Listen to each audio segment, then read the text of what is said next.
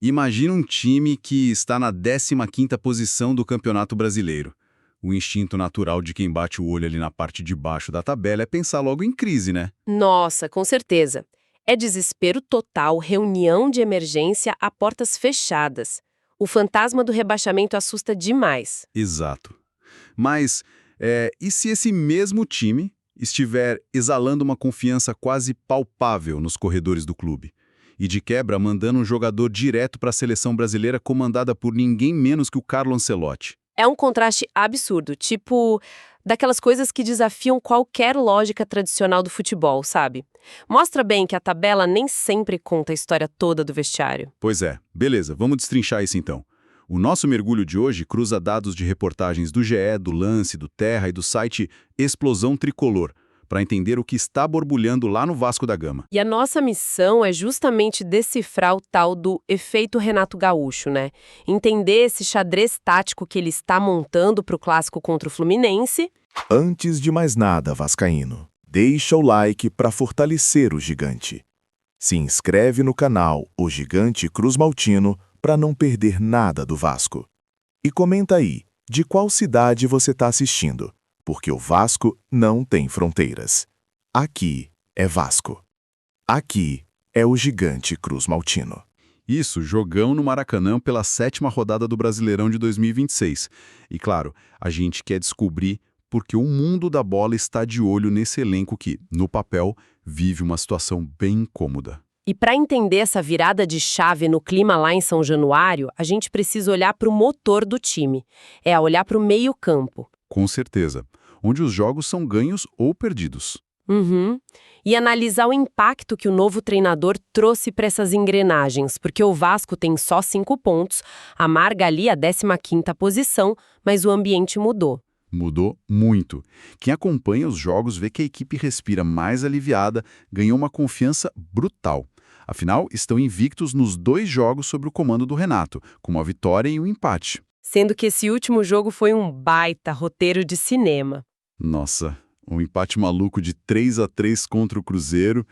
E no centro desse furacão estava o volante Barros, que viveu o céu e o inferno ali no Mineirão. Fez 2 gols, dominou tudo, mas acabou expulso no segundo tempo. Ou seja, desfalque certo para o clássico de quarta-feira. Mas aí que a tática fica interessante para quem gosta de analisar o jogo. Porque a grande notícia é o retorno do capitão Thiago Mendes. Ele cumpriu suspensão nesse jogo épico em Belo Horizonte, né? Exato. E volta agora para formar uma trinca de volantes ao lado do Hugo Moura e do Tchê, o que altera totalmente a pulsação do time. Sim, altera muito. Para quem está nos ouvindo, dá para usar uma imagem bem clara. É como uma mudança de marcha no meio de uma corrida. Como assim? O Vasco perde a energia caótica, explosiva e imprevisível do Barros, que é um cara mais jovem, de pisar na área, mas ganha, o ritmo constante do Thiago Mendes. Um verdadeiro metrônomo no meio de campo. Exatamente. É a experiência, a estabilidade de digitar o compasso e dizer se o time acelera ou cadencia. O que é fascinante aqui é entender por que essa troca, mesmo sendo forçada por um cartão vermelho, pode ser exatamente o que o Vasco precisa contra o Fluminense. Verdade, porque o Fluminense é aquele time moldado para ter a posse, né? Isso, eles gostam de ditar o ritmo com passe curto, infiltração pelo meio. Então, quando o Vasco alinha 3 volantes experientes e marcadores, cria um bloco de contenção muito forte. É o antídoto perfeito. Sim, a disciplina tática desse trio sufoca um rival que precisa desesperadamente da bola no pé para criar alguma coisa. Faz todo sentido na defesa. Mas espera aí. Se o Vasco vai trancar o meio-campo e erguer um muro ali, como é que vai machucar o adversário? Boa pergunta. Porque só se defender não ganha clássico. Garante um empate suado no máximo. A resposta, cruzando as nossas fontes, aponta para uma transição extremamente rápida e uma vulnerabilidade meio surpreendente do outro lado. As projeções mostram que o Fluminense, que hoje é o 3º colocado do campeonato, vai monopolizar a bola. Ele só tem 2 derrotas no ano com o Zubeldia. Então vão para cima naturalmente. Vão. E diante desse cenário, o Vasco vai adotar uma postura reativa, mas não passiva, sabe?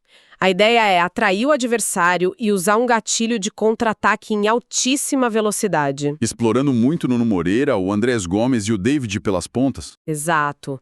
E para dar sustentação lá atrás, vale destacar que o lateral cuiabano está completando 100 jogos como profissional, trazendo uma segurança imensa para a esquerda. E essa segurança do Vasco vira uma ironia gigante quando a gente olha para o rival, né? O drama que o Fluminense está vivendo lá atrás. Nossa, o contraste é muito forte. É um dos pontos mais curiosos da nossa pesquisa de hoje. O Fluminense, mesmo lá no topo da tabela, vive uma crise silenciosa na defesa. O Zubeldia está estudando barrar o zagueiro titular, o Juan Freitas. E não é por lesão ou suspensão. É para proteger o cara das vaias da própria torcida tricolor. Dá para acreditar. É complicado.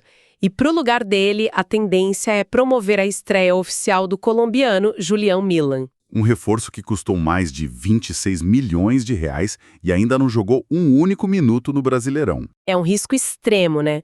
Colocar um cara sem ritmo de jogo num clássico dessa magnitude... Cara, isso para mim é uma bandeira vermelha gigantesca.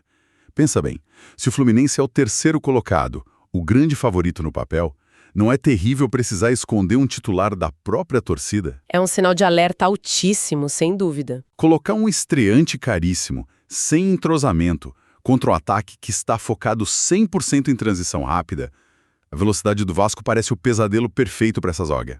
É, mas a leitura do técnico não é necessariamente covardia, sabe? É controle de danos. O aspecto mental costuma engolir a tática. Como assim, no caso do Vasco? O Vasco está na parte de baixo, sim, mas entra com uma vantagem emocional que ninguém esperava.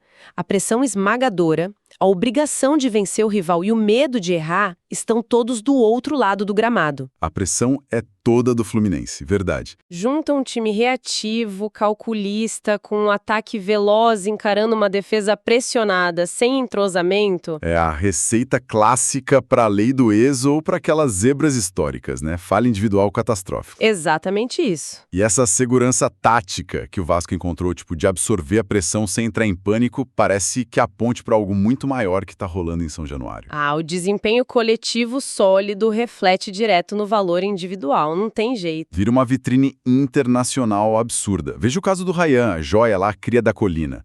Ele acabou de ser convocado pelo Carlo Ancelotti para a seleção brasileira. Para amistosos pesados agora em março contra França e Croácia. É um feito gigantesco. Os próprios companheiros de Vasco ligaram para parabenizar o garoto, e os estrangeiros como Andrés Gomes e o Puma Rodrigues também vivem uma expectativa alta de convocação. Principalmente sendo a última data FIFA antes da Copa do Mundo, os olheiros do mundo todo estão de olho no Vasco. Mas aí minha cabeça dá um nó e eu preciso da sua ajuda. Pode manar. Como é que uma equipe que passou as primeiras rodadas brigando contra a zona de rebaixamento consegue, do nada, produzir e lapidar talento de nível de seleção e Copa do Mundo? Explica esse paradoxo para a nossa audiência. É que se a gente conectar isso ao cenário maior, a neblina dissipa, sabe?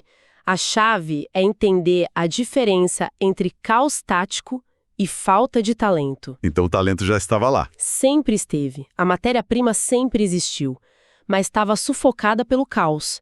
O que o Renato Gaúcho trouxe não foi ensinar o pessoal a bater na bola. Ele criou um ecossistema. Um ambiente viável de trabalho, digamos assim. Isso.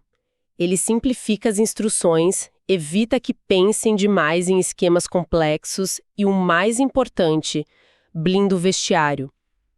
Puxa a pressão das coletivas para ele. Deixando os caras protegidos, né? Exato. Com esse solo adubado e organizado, uma estrela como o Ryan pode florescer sem o peso esmagador de carregar um time bagunçado nas costas toda quarta e domingo. Incrível como a gestão de grupo destrava a técnica, né?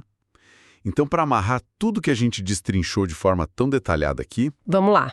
o Vasco chega ao Maracanã armado com um meio-campo experiente e focado na contenção, liderado pelo Thiago Mendes. Trazendo aquela estratégia letal de contra-ataque desenhada para explorar a falta de entrosamento da zaga do Fluminense, que já entra sobre vaias. E coroando tudo, pisa no gramado com um elenco que acaba de receber o raríssimo selo de aprovação do Carlo Ancelotti. É um panorama riquíssimo. Vira um prato cheio para observar nuances táticas e gestão de crise. Sem dúvida.